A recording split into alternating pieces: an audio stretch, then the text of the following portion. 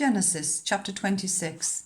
Now there was a famine in the land, besides the previous famine in Abraham's time, and Isaac went to Abimelek, king of the Philistines, in Gerar. The Lord appeared to Isaac and said, "Do not go down to Egypt. Live in the land where I tell you to live.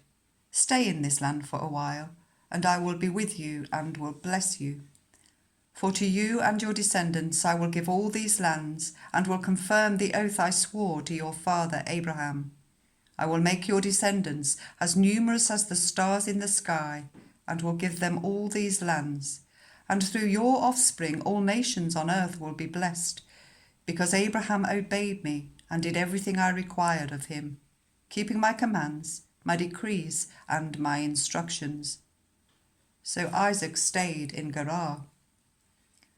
When the men of that place asked him about his wife, he said, "She is my sister," because he was afraid to say, "She is my wife."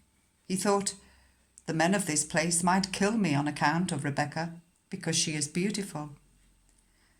When Isaac had been there a long time, Abimelek, king of the Philistines, looked down from a window and saw Isaac caressing his wife Rebekah. So Abimelek summoned Isaac and said, "She is really your wife. Why did you say, 'She is my sister'?" Isaac answered him, "Because I thought I might lose my life on account of her." Then Abimelek said, "What is this you have done to us?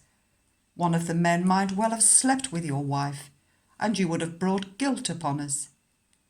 So Abimelek gave orders to all the people, "Anyone who harms this man or his wife shall surely be put to death."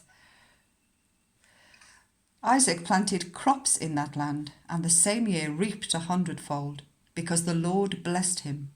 The man became rich, and his wealth continued to grow until he became very wealthy.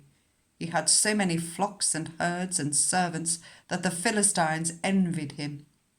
So all the wells that his father's servants had dug in the time of his father Abraham, the Philistines stopped up, filling them with earth. Then Abimelek said to Isaac, "Move away from us. You have become too powerful for us." So Isaac moved away from there and camped in the valley of Gerar, where he settled. Isaac reopened the wells that had been dug in the time of his father Abraham, which the Philistines had stopped up after Abraham died, and he gave them the same names his father had given them. Isaac's servants dug in the valley and discovered a well of fresh water there. But the herders of Gerar quarrelled with those of Isaac and said, "The water is ours." So he named the well Esek, because they disputed with him. Then they dug another well, but they quarrelled over that one also. So he named it Sidnar.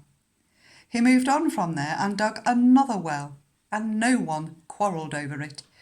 He named it Rehoboth, saying, "Now the Lord has given us room, and we will flourish in the land."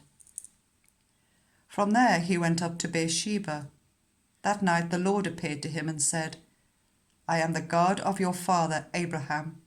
Do not be afraid, for I am with you.